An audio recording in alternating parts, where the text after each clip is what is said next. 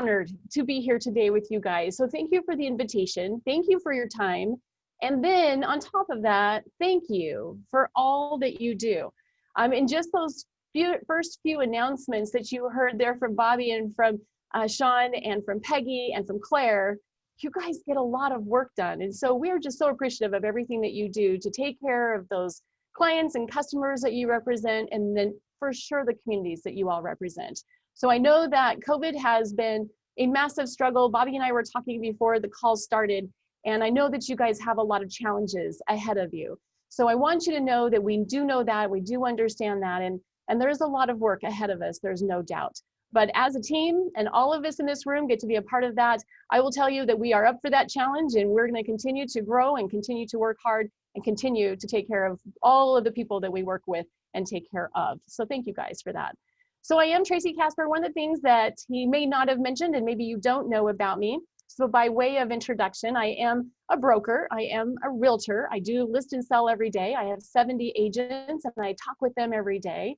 So from that perspective, I do understand exactly what our agents are going through, and I do understand what our clients are going through. They're struggling. In our market area, we have a very, very big shortage of inventory.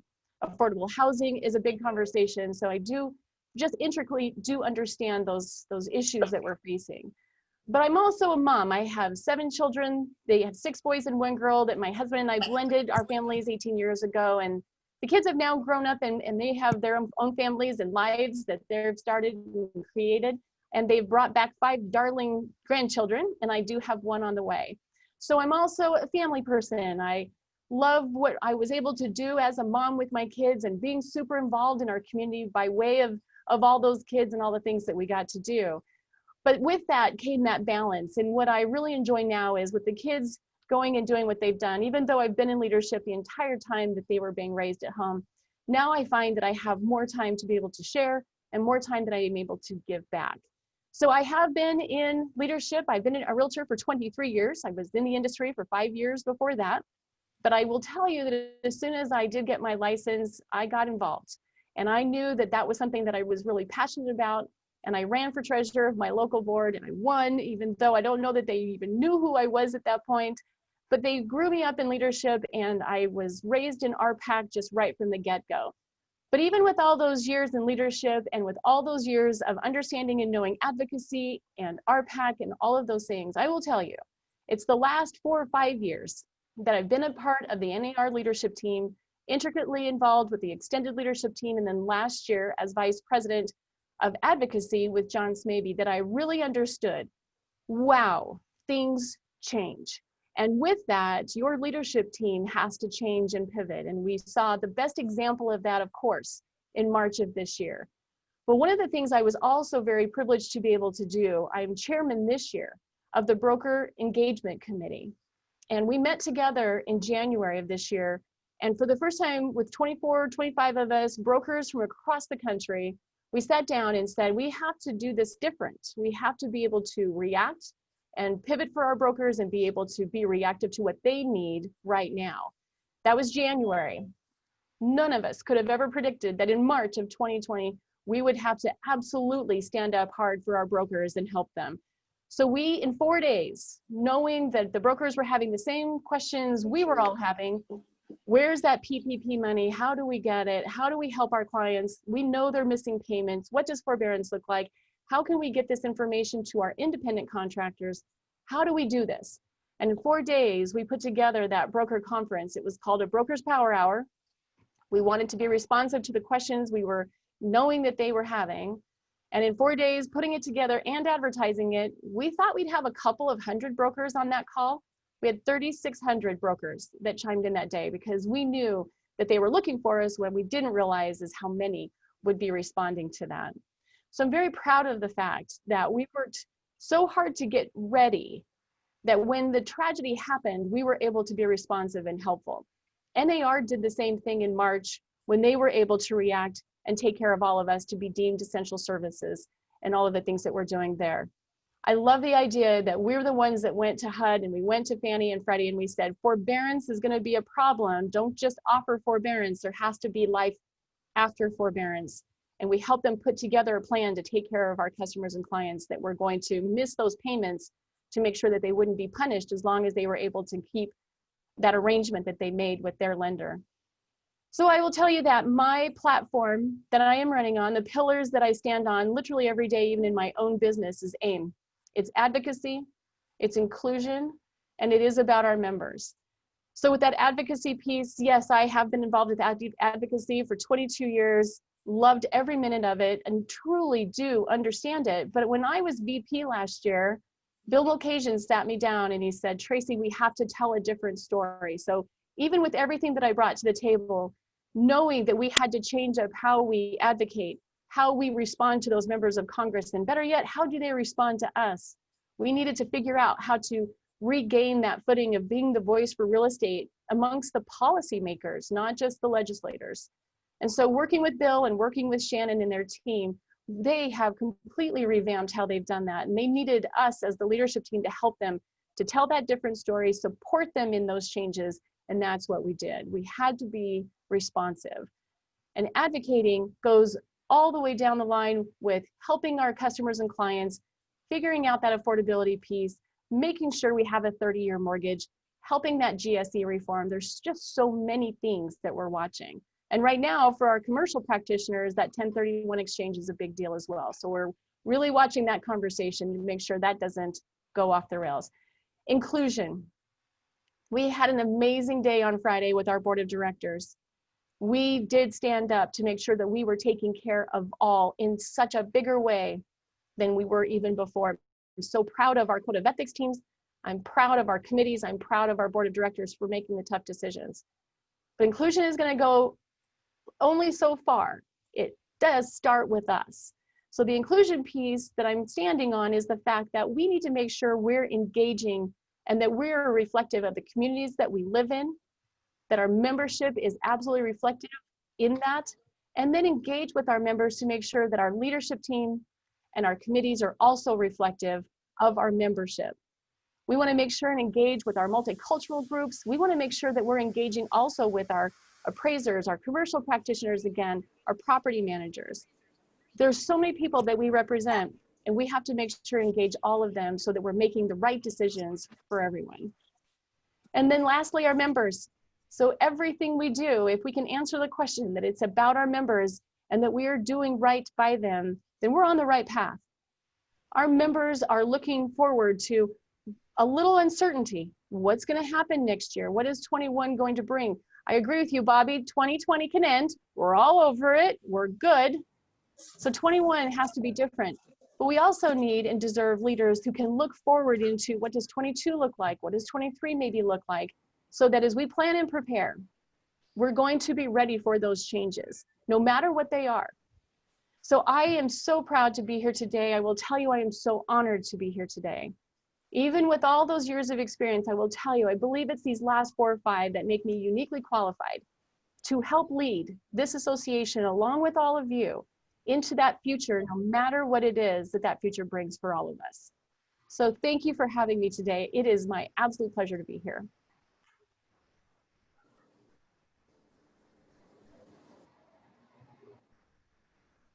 Thank you very much, Tracy. I appreciate that. And I think Bobby is still finding his way back in. So we will go ahead and move forward.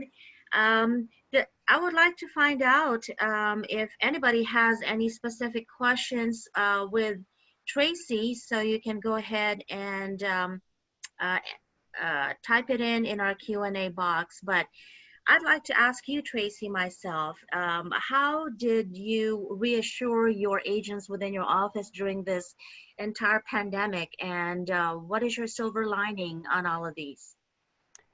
Well, the first thing that I did was called colleagues of mine across the country, which is, by the way, what promulgated the idea that we needed to have that broker summit and help the brokers answer the same questions that I was having. But in working with each other and talking with each other, we had to get in front of our agents right away. So personally in my office, I do, like I mentioned, I have 70 agents and they're spread across a span of about a 60-mile wide valley in our area. And we had Zoom meetings every day for about 2 weeks. And then we had them Monday, Wednesday, and Friday for a few more weeks. And then we had them once a week on Mondays and then Fridays. And so I tapered them off, but I had to have conversations with them every single day when the pandemic hit so that they could know exactly what I knew so that they could react and take care of their customers and clients. So what we did is every morning for about 20 minutes, I would tell them everything that I knew. I was finding best practices from other areas across the country who were experiencing it in a deeper level than we were here in Idaho. So I had the luxury a little bit of time because it hadn't quite made it to us yet. And so we were planning and preparing and getting ready for being shut down, but still being able to service our clients that we were working with and even to help those that were coming in. So our area has experienced a tremendous influx of people. Idaho has become something of a haven where people are coming out of those metropolitan areas. There's a quality of life here, and we had to be ready for that. So we did a lot of conversations about keeping ourselves safe, making sure then in turn that we were keeping our clients safe. We were working with our sellers to come up with best practices on how can we help keep them safe while we're showing their homes. We learned a lot about technology. So we were training on technology and helping them understand how to use this platform, especially because it works so well. We were learning how to do virtual tours. We were learning how to show homes virtually. So we spent a lot of time. I worked very closely with my agents, like I said, for the first couple of weeks, every single day, just making sure that they knew exactly what I knew as we were getting shut down and getting shut down hard. So the silver lining, I think that what we've discovered is that we don't have to be in person to do some things. Now, I miss you guys. So the idea that I would love to see you in person and give you a hug is just killing me. We're realtors, we're huggers. So that is never gonna change. And I know that a lot of us struggle because we can't be in person. But in May, if these meetings that we had in what we normally would be in DC, instead of 10,000 of us in person, we had 28,000 of us engaged. So we have found a secret sauce of getting people engaged that maybe can't because of obligations at home or even at work, travel, they can still have a voice with what we do. For my agents and for our clients, we have found a way to communicate where we can be right here, even though they might not be in the same state or even in the same town as we are. We will continue to grow and we will continue to do business better and meet our clients where they need us to be because of the technology that we all got to learn really fast if we didn't know it before. So the silver lining is we all have skills, massive technology skills, and they're only gonna get better. So the technology will come as we have these needs, and so it's gonna be fun, and it's been fun watching the National Association work in the last few years with our REACH program and our IOI conferences. If you haven't been there, just to see those pitch battles as they're trying to present those technologies that help real estate agents and help real estate consumers find each other and do business better. So Peggy, I'm excited. I think that even though it's been really rough, out of those tough times comes some pretty great inventions, and here we are. That's absolutely true, Tracy, and that's we can attest to that. And the engagement on the national level has increased tremendously. So I think that's one of the best silver linings as well. So Tracy, can you give me at least your top 3 that you can share with us that really benefited you in your years of volunteering in your local, state, and national? My top 3 best ideas or my top 3 best practices? Your top 3 takeaways, basically. Takeaways. I love it. Thank you, Peggy. My top 3. I have been in the realtor world my entire career. And for a little while, I actually worked with my chamber. I was chairman of the board, worked really closely in my community, loved every minute of it. But I was used to realtor world. Realtor world is we are so good at getting together and we are true competitors. We can come into a room because we have a common goal to take care of people. And we can be in that room and my saying is we can cuss it, discuss it, but we always walk out friends. What I learned in the business world, that in that chamber world, and I've talked to other people across the country and I don't think that we were unique, but even though we weren't true competitors, there were hidden agendas and there were motivations that weren't always for that common good. And so I had to learn really quickly some chops in that segment that I didn't have from my realtor side, nor do I need for my realtor side.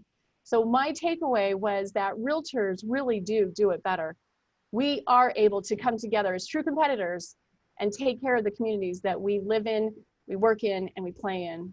And so that's one of my biggest takeaways, is that we absolutely can come together and make good decisions for the people that we represent. The other thing that I learned is that as a leader, we have the ability to affect change. I got involved because I knew that I wanted to be a part of the solution. I wanted to roll up my sleeves and work hard. And I started to realize early on that our city council, our county commissioners, our state legislators, clear up to the fact I was an FPC for a while, they need us. These are humans and they're making decisions for other humans, and they just want to do the very best they can, but they don't necessarily do what we do every day. So the idea that we can affect change and help them, because we are the experts and we can help them figure out what we need to do moving forward, to me, that was powerful.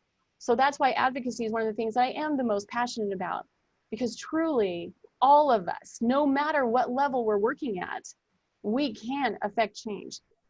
So my third one is, I had mentioned it earlier, I'm a family person. And I absolutely, like I mentioned, I love raising my family. I'm loving even more getting to spoil my grandchildren and send them back to their parents. But when we're a family and we're in a community, there's also some magic that happens there. My family extends to my realtor family, all of you. And I will tell you, I have learned that there are so many people across the country just getting to know you, getting to understand, and learning different cultures and learning and understanding how different people think and how different people react. That has been the true blessing. It has opened up a world to me that honestly made the world seem very small really quick. We're all very similar. We all have families and we all have passions and we all have things that we really care about. And when we can bring all that together, I'm telling you, we are magical. Thank you, Tracy. I wonder if everybody recognizes Tracy's background there. She made that specifically for today, for Guam. Thank you, Tracy, for that. Those were amazing words, inspirational, and I hope that will resonate to most, if not all, of our audience here. So thank you. Bobby, I'll turn it back to you. We have a quick question from Tracy from our panelist. Can we ask that question right now?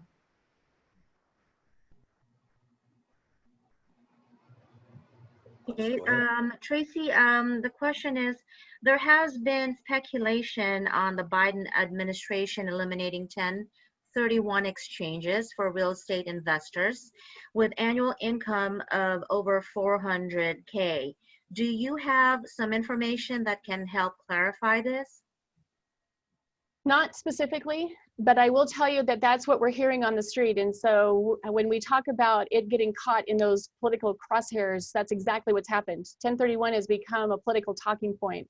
So Shannon McGann and her team, even though this year I'm not on that leadership team with the advocacy, I will tell you, I promise that Shannon is having those conversations with those policymakers, and Shannon will be having those conversations with the Biden administration, if that is what's going to happen, if they're going to be installed, to make sure that they understand the ramifications.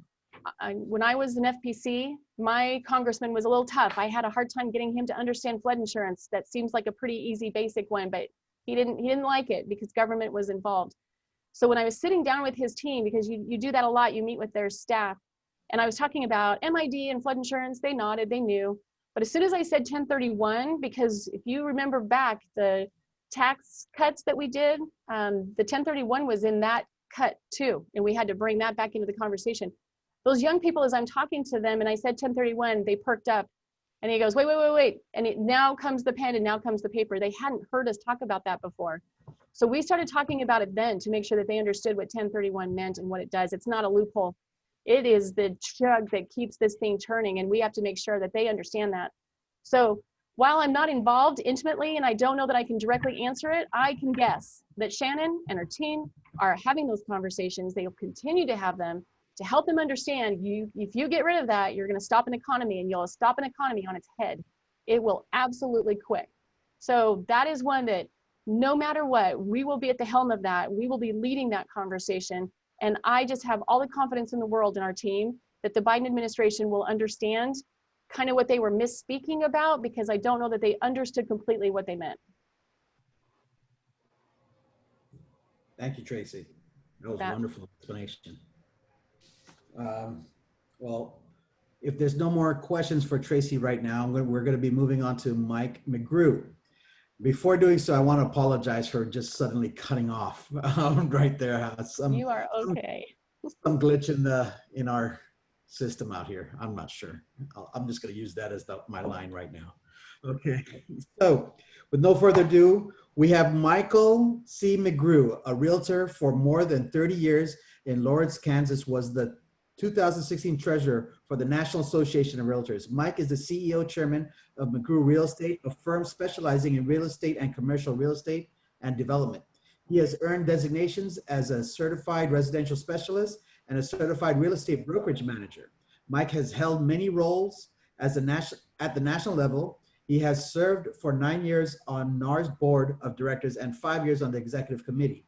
He was the 2014 treasurer and chaired both the finance committee and the reserve investment advisory board, both of which has been a member since 2010. Mike is on the board of directors of Central Lock and the Realtor for Relief Foundation and the Realm Foundation.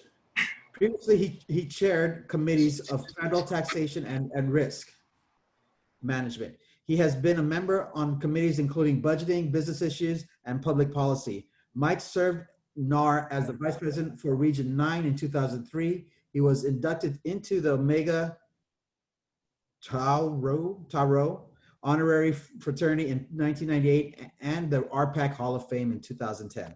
The Kansas Association of Realtors elected Mike their president in 1998. He has been a federal political coordinator since 2005 and a state RPAC trustee since 2016. He has chaired committees including government affairs, business plan, design, and strategic planning. He was named the 2000 Realtor of the Year, and 2004 was honored and distinguished. It was honored with the Distinguished Service Award. He is also a member of the Missouri Association of Realtors, where he has served on its finance committee. Mike is a member of the Lawrence Board of Realtors. He has served as a secretary and on the board. He continues to be a member of the Government Affairs Committee, which he has previously chaired. In 1995, he was named Realtor of the Year, and 2008, he received the Lawrence Distinguished Service Award. Wow, what a resume. Mike is committed to his community. He is the 2014 chairman of the Lawrence Chamber of Commerce and has been a member of its board of directors for 8 years. He continues to serve as a trustee of the Douglas County Community Foundation since 2008. He's the past chairman and recipient of the Distinguished Service Award for the Burt Nash Mental Health Facility and continues as a member of the Finance Committee. Mike is a graduate of the School of Business of Kansas University, a third-generation realtor raised in Lawrence. Mike and his wife, Christine, have 2 young adult children, John and Nicole. Everybody, let's welcome Mike McGrew. Well, thank you. I think I'm supposed to say huff a day. I hope I said it right. We don't say that every day in Kansas, but I understand it works like aloha, right? That's Right. That's how it works. Well, thank you very much. I'm also very pleased to be with you today. It is terrific that we can connect over such a great distance. I understand that NAR doesn't always get out to Guam, but Guam does a great job of coming to NAR. I've met more. Well, Ryan and I served on the Local Leadership Idea Exchange Council this year. It is amazing how dedicated you all are to come back to us. And I think that we've only had one president in the last 20 years that's been out to you. And I think that was Elizabeth Mendenhall that came out and visited with you a couple of years ago. So thank you for your dedication to the National Association of Realtors. We appreciate it a lot. So I'll tell you a little story about me, and then hopefully you'll have some questions. But I've been in this business, as you said, since 1982. I started out thinking I did not want to be a realtor. I was my father and my grandfather had been the state, but after them is the person. Hello. I apologize, Mike. I'd like to No worries. remind everybody to keep to stay muted. Okay, thank you. I wasn't sure Thank if you, there was Mike. another ghost in the machine somewhere. So I had decided early on in my career that I wasn't going to be a realtor. Too many vacations had been ruined. Too many dinners had been delayed. Dad was always missing ball games and things like that. And so I just, as a kid growing up, I thought these people are, they give their lives to everyone else and they're never home. So didn't really want to do it. And then things changed. My father said, "You don't really know what you want to do with your life." I was studying business at the time at the University of Kansas. And he said, "Why don't you consider getting your real estate license?" Being a dutiful son, I decided to do that. And got my license. Then he said, "Why don't you come to sales meeting once in a while? You might accidentally sell something."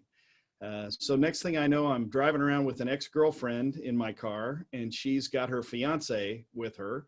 And she bought a little townhome, and I earned a commission, and I was hooked. And that was in 1982. It's the only thing I've been doing ever since. So 38 years later, here I am. I've done virtually everything there is to do as a realtor. I've cut grass, I've plowed snow, I've staged homes, done residential, commercial, investment. I now do some development in our community. There are so many aspects to what we do in this business. You never get bored, and I have never been bored. I've enjoyed every moment of it. And then I got involved in the association. It was someone saw something in me that I hadn't seen in myself, and they asked me to come to a local meeting. Next thing you know, I was on a committee, as probably many of you have the same story. This was back in the 80s. And then in the early 90s, there was an opportunity for me to get involved at the state level. And I was able to be appointed to the executive committee at the Kansas Association of Realtors. And every level that I went up the ladder, I met more aspiring people, folks that were interested in our communities, interested in our business, wanting to do what they could to make things better. And it just inspired me. And I continued to be involved, as was indicated before, came to be state president in 1998. And have got involved in the National Association at that point and have been involved ever since, ultimately being your treasurer in 2014 and through 2016. So I thought I knew what I wanted to do, and then things changed. And that's the way our business has always been, and it continues to be, especially that way this year. We need realtor leaders that understand the breadth and depth of our association so that we can manage these difficult times that we find ourselves in right now, and the change that's coming that we don't even know what it is yet. I promise to give you my very best, and I promise to give you GPS. That's my platform. Guide, pioneer, and serve. Guide the association through these difficult times with the experience that I have, so that we create opportunities for the next generation of realtors that are at least as good as the opportunities that we've had. Pioneer the future of our industry by making sure that our association is investing and partnering with those folks that are trying to create new property technology and realtor technologies, and making sure that those are realtor friendly, not realtor adversarial. And then serve our members by making sure that we honor the folks that have brought us to this point, and also celebrate trying to move us. We have some interesting opportunities to move our association forward. And clearly, we took a great big step last Friday when the National Association of Realtors Board of Directors approved the Professional Standards 10.5. And we had a lot of debate about that. We had a lot of conversations about that. It was very important for us to have those conversations. And while it was not a unanimous vote, it was an overwhelming vote. And I think there's no question that our association is ready to take that next step and to move forward on that front. There are a number of things that we are going to be faced with as we go forward. We know that there are some issues with our friends in Long Island Board of Realtors. We've seen that the conversation that's being had up there, and there's some great folks in Long Island. I have some great friends there, but unfortunately, they're all getting tarnished with the same brush right now because of the Newsday article and the Newsday expose that was put out a couple of years ago. And we all, as the Realtor family, are going to have to face that music. And I think we are taking great steps now to make sure that we get better. And there is an opportunity for us to continue.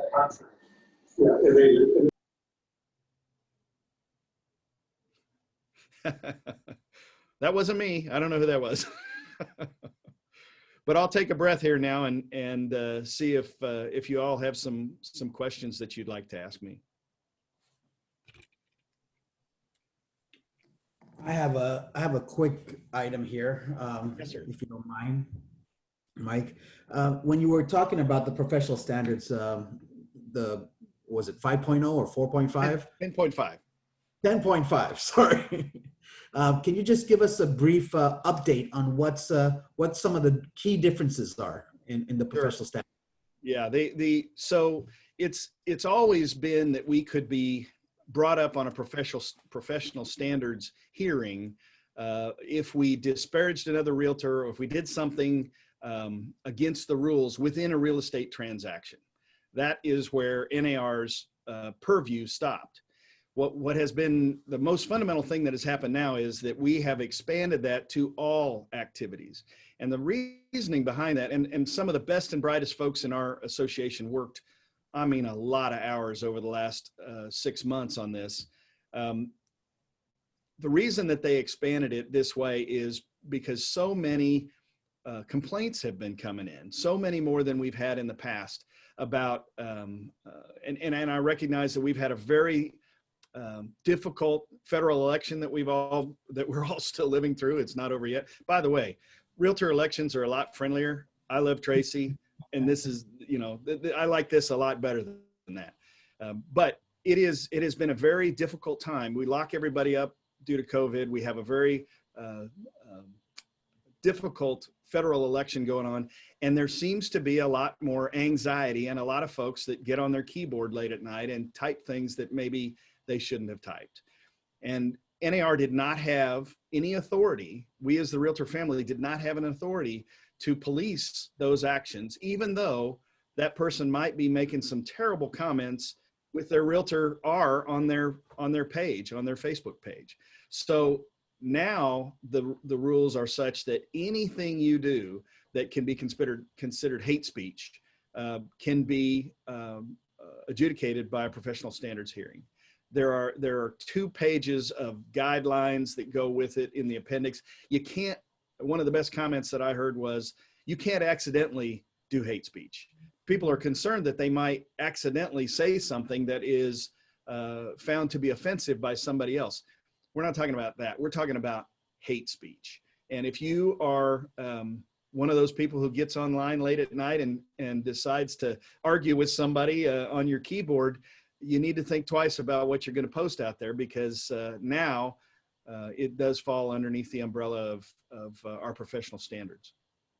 Thank you for that. I really appreciate that. Just to give a little reminder to the folks out here. So the professional standards also extends our way out here, no matter how far we are, and also extends on all social media platforms.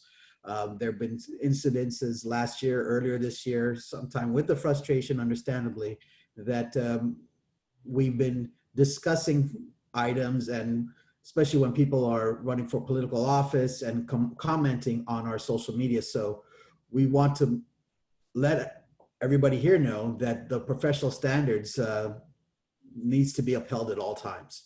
And that comes along with our clear cooperation as well. So, if you said, I love Biden and I don't like Trump, or you guys are nuts if you like Trump and I like Biden, that is not hate speech. That will not get you in trouble. I think we all know hate speech when we see it. Yes. And now NAR is in a position to enforce good common decency, I guess is what it would be. Okay.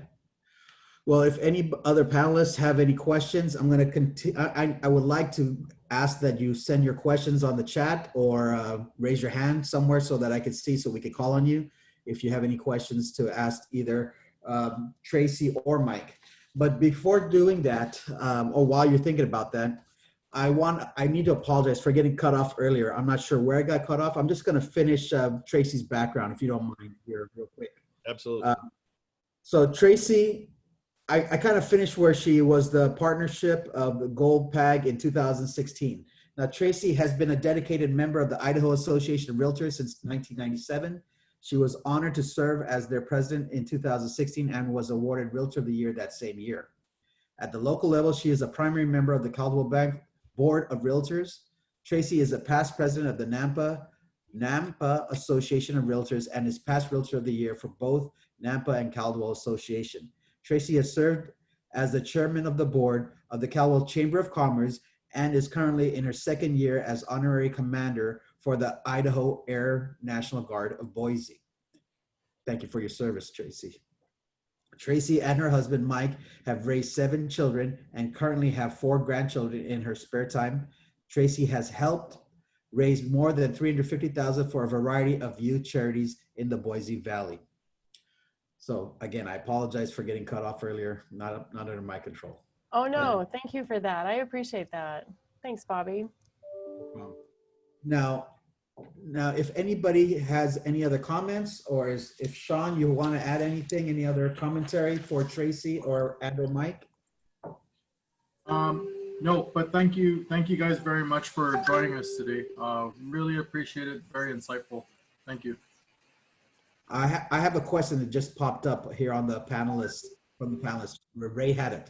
Ray Haddock has asked, there has also been speculation that the new administration may significantly reduce estate tax exclusions. Does anybody, would either Mike or Tracy be able to address this? Well, I guess I'll go first, and then certainly Tracy can follow up.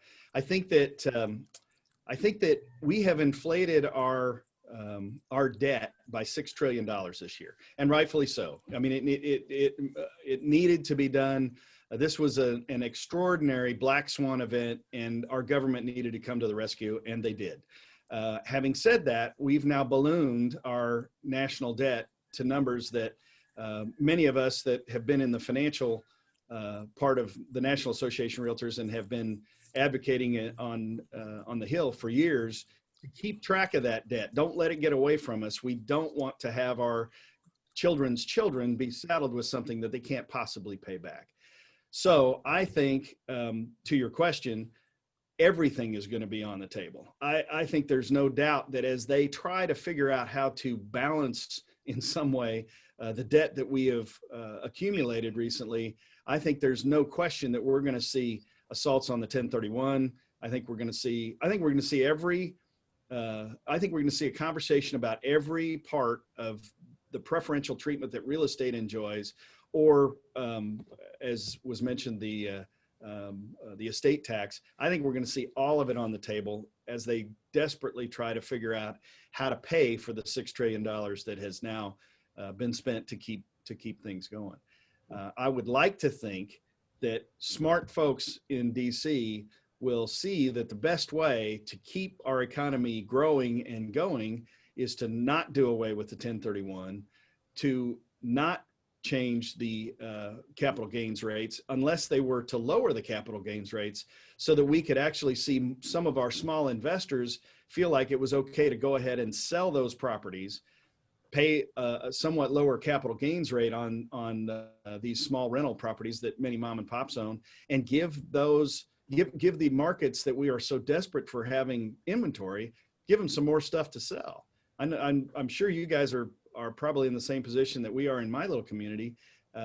There is nothing to sell, and whatever is good comes on the market and goes away with multiple offers in a very short period of time. So if we had more, we could sell more. If we lower the capital gains rates, some of those investors would be inclined to get rid of their investment properties, and that would add to the inventory. So I think we're going to have to be very vigilant about every aspect of the tax preferential tax treatment that real estate has enjoyed for the next several years.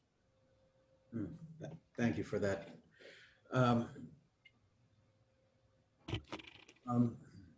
Mike, can you hear me? Sorry, I thought I just got cut. So Mike, I wanted to ask you, if you can briefly just give us some of your takeaways from being a realtor for this many years. It is, as I mentioned in my opening comments, the higher you climb on the ladder in the realtor association, the more you realize that everyone is trying their very best to make things better in their communities, in their state, in the National Association of Realtors. So I've been impressed with the amount of energy and enthusiasm that I've seen over my 38 years. And we have made some big changes. You may recall 10 years ago, we were spending all our time talking about banks and real estate. We didn't want banks to get into real estate. We pounded that table over and over again when we went to Washington. And then the opportunity arose for us to actually make something happen. And we were able to get that done and permanently exclude banks from being in the real estate business. That was a wonderful win for us. We came within one vote in the Senate 10 years ago of getting association health plans approved. That would have been an opportunity for us to create better health insurance for all the independent contractors across the country, and realtors being a perfect example of that. One vote. And so I was impressed that this is how it works. You can get that close, and then it's another 10 years before you even get a chance to talk about it again. So urgency, energy from our members to try and get things changed, urgency for when the opportunity arises for us to actually get it done. And then I think the last thing I would say is, as a member of the leadership team for 3 years as your treasurer, I got to serve under 3 different presidents, and they were all as different as night and day. They each one had their own way of doing things, and yet the staff and the volunteers came together, and the National Association of Realtors moved forward. When we are on the same page, we can move mountains. And I think 10.5 last week is a perfect example of how we churn and we discuss and we cuss, and then we come together and we make the best decision we can make, and we move forward. And that is the spirit of the realtor cooperation, the competitive cooperation that we have. And it's always impressed me. And I continue to want to be a part of that. Awesome. Thank you, Mike. Really appreciate that. I think that could be it for now. We would have to, I want to thank both you and Tracy for your time here this morning. And it was really fantastic, eye-opening, and thank you for all the wonderful service that both of you have done to our National Association, and how much you've been effective to us over here, all the way out here. It's more than maybe 6, 7, 8,000 miles away from you guys. Thank you so much for your time today. It has been Thank my you pleasure. guys very much. Thank you very much, Tracy. It's good to see you, and I wish you all a great rest of your summit. All right. Bye, guys. Thank you both. Thank you. Okay. So moving on here with our agenda, folks, we have from the Department of Public Health and Social Services, Janella Carrera, and Mr. Evan Lum, who's an environmental public officer. Janella, I'll hand it over to you to give us some updates. And first of all, I want to thank you for your service in our community, and letting us know the information that's out there in order to keep our health and everything in mind. Thank you so much. Sure, thank you so much. I hope everybody can hear me all right.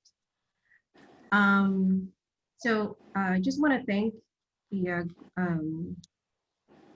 Brokers Forum for having me here. Again, my name is Janella Carrera. I'm the Public Information Officer for the Department of Public Health and Social Services. I'm going to go ahead and start sharing my screen.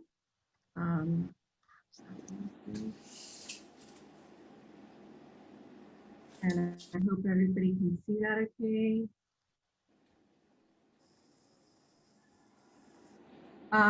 If you, thumbs up if you guys can all see that. Yes, Janella. Okay. Great.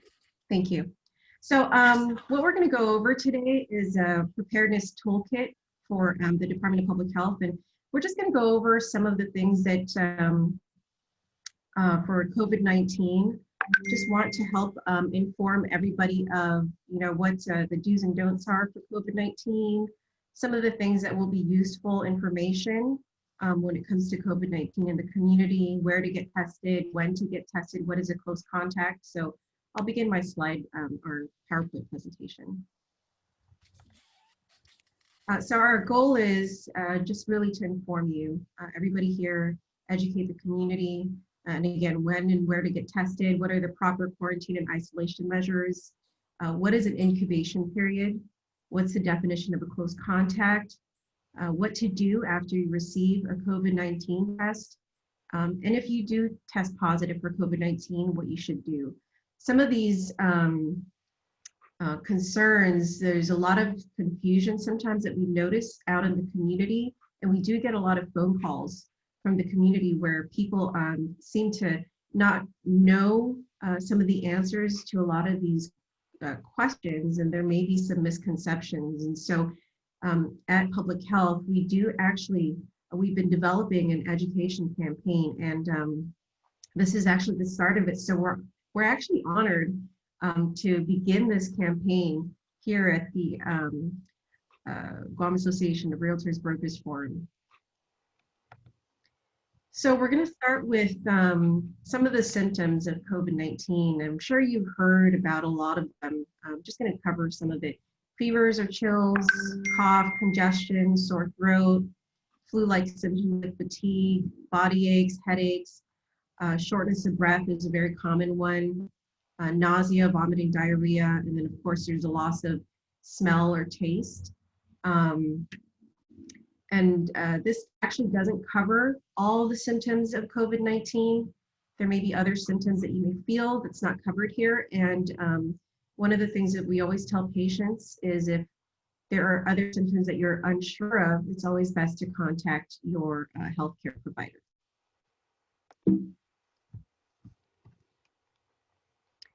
So when is the best time to get tested? There are some criteria. So if you are a close contact to somebody who's been diagnosed with COVID-19, if you have symptoms of COVID-19, which I just covered, or if you've been referred by your doctor or public health. And I'll go over what a close contact is. So the CDC recommends that all close contacts get tested. And these are definitions of close contact to a positive case. And this is a confirmed positive case, whether it's a probable case or somebody who's actually gone and get tested and the results came back positive.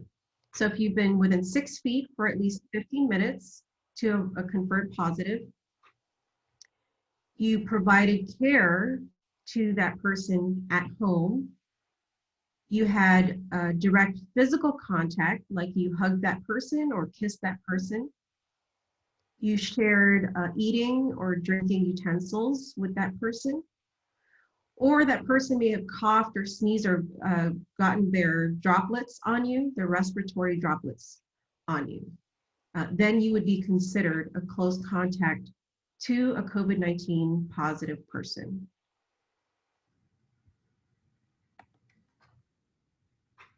So when would be the best time to get tested? And this is actually very important. This covers the incubation period.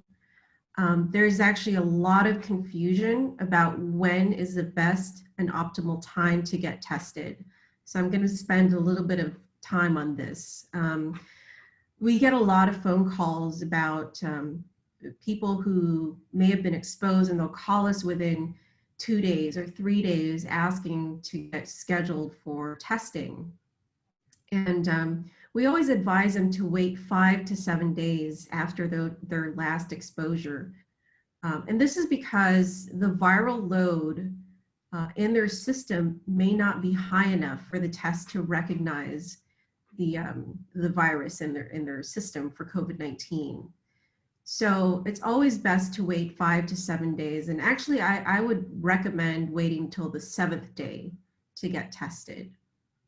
So even though you may have COVID-19 in your system, you may actually test negative if you go and get tested before 5 to 7 days when you're last exposed to somebody with COVID-19. And this is just another slide, just demonstrating when's the optimal time to get tested. So say, for example, you are exposed on day X. That's the last known date of exposure to a person with COVID-19. then you should immediately quarantine. And this is your quarantine period, days 1 to 14. The testing period would be from days 5 to 7. Now, if you develop symptoms before days 5 to 7, you should call your healthcare provider, seek medical attention, contact your doctor, and let them know that you've developed symptoms and what you should do. And they'll advise you properly on what steps to take, whether you should test before days 5 to 7, or if you should just remain in quarantine, depending on the types of symptoms that you have.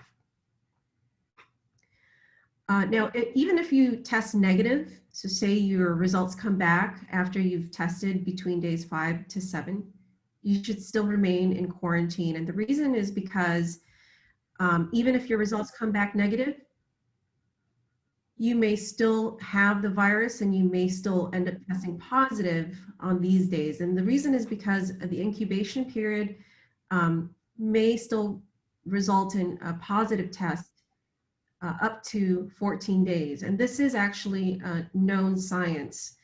For some people, you may test negative up until day 14. This is not uncommon. This has happened before, but the optimal testing period has always been between days 5 to 7.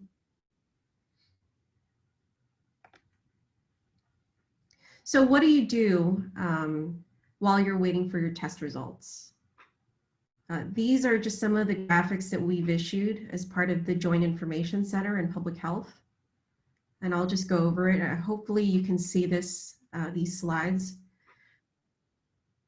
So while you're waiting for your results, if your results come back positive, what you should do is you should isolate yourself immediately from others in your home. Make sure you isolate yourself from in a separate room with its own bathroom as much as possible, and you don't share the space with others in your home. A member of our isolation team will contact you and discuss options for isolation and explain the next steps. Now, if you're severely ill, you should contact your physician or our medical triage hotline and advise them of your symptoms. And of course, if it's if it's really severely ill, you should contact 911. But these are the numbers on the right for our medical triage hotline. There's a lot of numbers here. It's a little hard to memorize. We have published these numbers. We've had these numbers up for several months. Another option is you can call 311, option 1. Now, if you test negative, but you were a close contact to a COVID-19 positive patient, you're still advised to remain in quarantine for the remainder of the 14-day period. And again, that's because you can still test positive up to the 14th day. Now, if you test negative, but you were, so if you were not a close contact and you tested negative, but you have symptoms, you should contact your doctor and consult with them on what you should do. They may advise you to continue with the quarantine because you may still have symptoms, or they may even ask you to come back and test maybe a week later in case you might have developed a COVID-19 at a later time. Now, if you were not identified as a close contact and you don't have any symptoms, you may return to your normal activities. However, we do still advise some people to just, if you can, as much as possible, to just remain in quarantine, if that's something that you can still do, to remain in quarantine for the remainder of the 14-day period.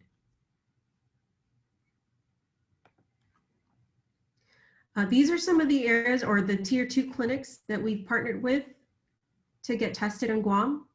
So we have American Medical Center, AMC in Manilao, and these are their phone numbers. We have FHP, SDA, One Love Pediatrics, GRMC, Guam Medical Care, and then of course, the Public Health Northern Regional Community Health Center. We offer testing Monday through Saturday, and it's by appointment only. But if any of our tier 2 clinics that offer testing, if you're unable to schedule testing with them, you can always contact our Northern Regional Community Health Center at Public Health to schedule testing.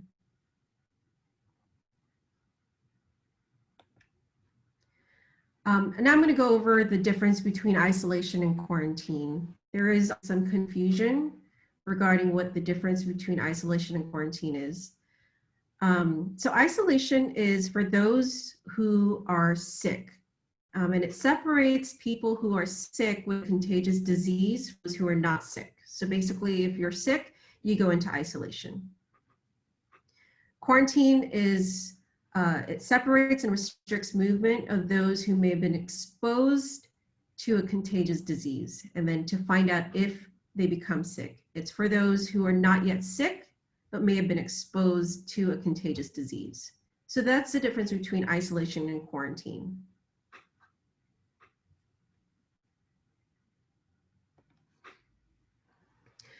And then here are some common scenarios for quarantine, and also the length of quarantine.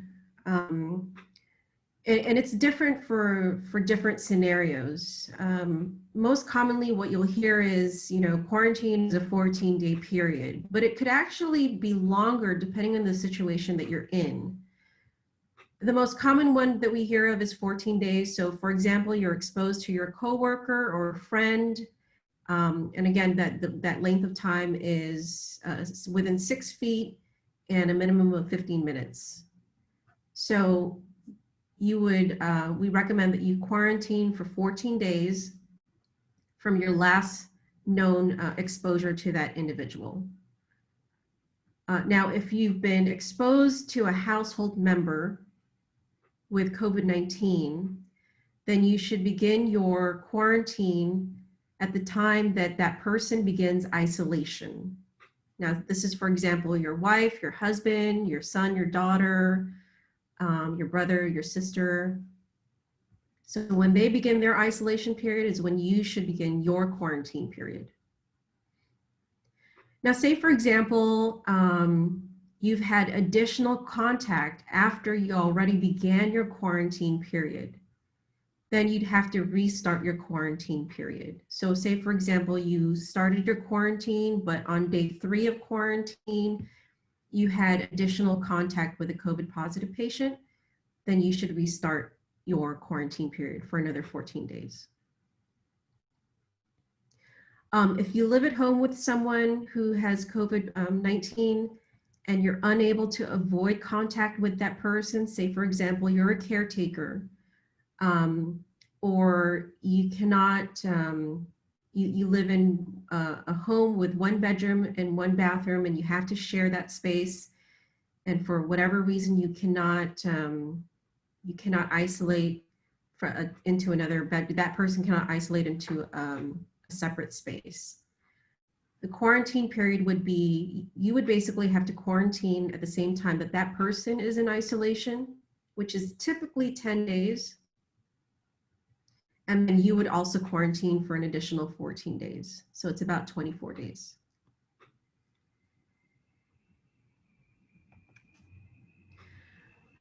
So when are you done with quarantine? And we cover the clearances for quarantine. So public health doesn't typically provide a clearance form for quarantine unless public health has actually instructed you to undergo quarantine. So for example, those who are traveling into Guam, but even then, most of the time, after they finish their quarantine, they're pretty much cleared to go, even without the paperwork. And public health, unless we're actually instructing you to go into quarantine, we don't typically provide the clearance. Most businesses will work with their own employees for self-quarantine, and will just clear their own employees to return to work. Now for isolation, it's a different scenario. For isolation, public health does give clearances for isolation. So what are some isolation options? What do you do if you can't isolate at home? Public Health does offer a government facility, and it is available as an option. A member of our isolation team can help make an assessment and arrangements for isolation at our government facility. And they will make contact with you after you've been, if you are diagnosed with COVID-19, contact you to make those arrangements. Now, if you're in urgent need, say for example, a member of our isolation team hasn't contacted you yet, but you know, for example, your home is not suitable for isolation, or you're unsure if it's suitable for isolation. You live at home with people who may have underlying health conditions, and you can't isolate, and you're worried you may risk spreading COVID-19 to people at home.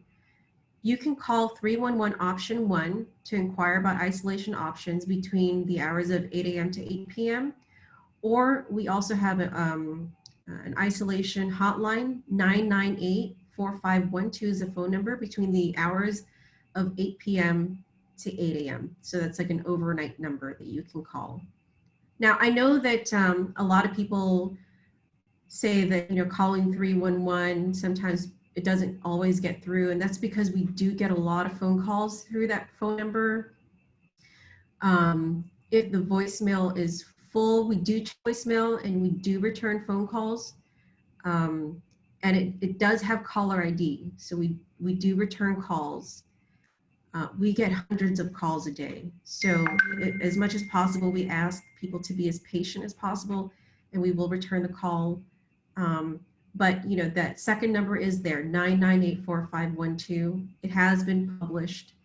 It is out there. So if at some point, and I hope this doesn't ever happen to you, but if you ever do test positive and you are in urgent need of isolation, this is an option. You can contact us.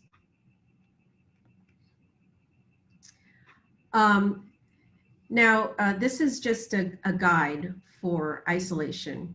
We always encourage you to monitor for worsening signs and symptoms of isolation, or I'm sorry, of COVID-19. Self-reporting and self-monitoring is very important for COVID-19, and it's very important in preventing death. You know, we've seen an increase in COVID-19 cases at the hospital, and we're seeing, you know, COVID-19 related deaths. We see it every day. We get reports of it every day.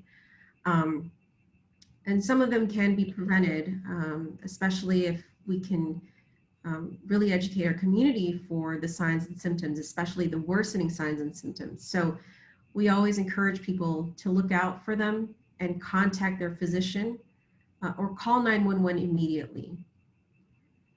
So the length for, the length for isolation is typically about 10 days for those with no to mild symptoms of COVID-19. However, it can be longer if your symptoms worsen or for those who are immunocompromised. And that will be determined by your healthcare provider. Now, once you've completed isolation, you will be given medical clearance by public health to return to your normal activities. And that could be going back to work, school, once school opens back up, or if you need to travel. Finally, I do want to encourage everybody to please download the Guam COVID Alert app. You can visit our website at guamcovidalert.guam.gov. It's also available on the Apple Store and Google Play. And of course, finally, our last slide, prevention saves lives. So if for more information, you can always call 311 or visit our website at dphss.guam.gov.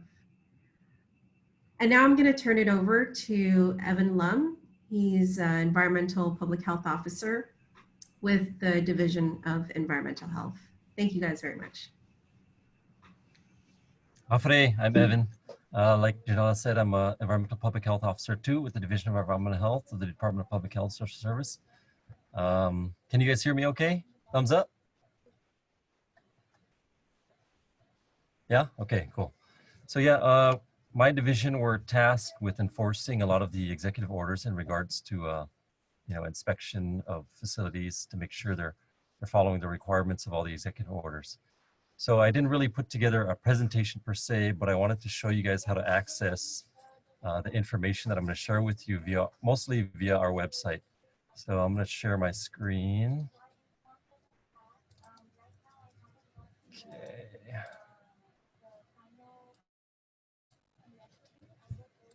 So I'm going to go to our website.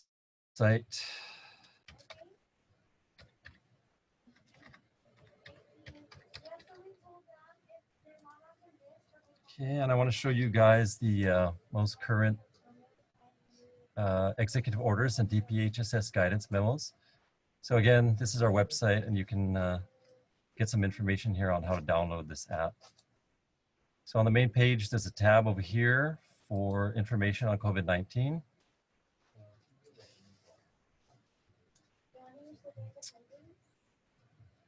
And down here is another tab. You can access all of the JIC releases, the executive orders, and DPHSS's guidance memos are all on here. So I'm going to go first to the most recent guidance. There we go. Okay, so this one's from October 2nd, and it talks about authorized businesses during PCOR 1 right now. And this changes constantly. It's constantly in flux. So you want to pay attention to our website and always look at the new memos that are coming out. So this is the most recent one, and I just wanted to show you guys under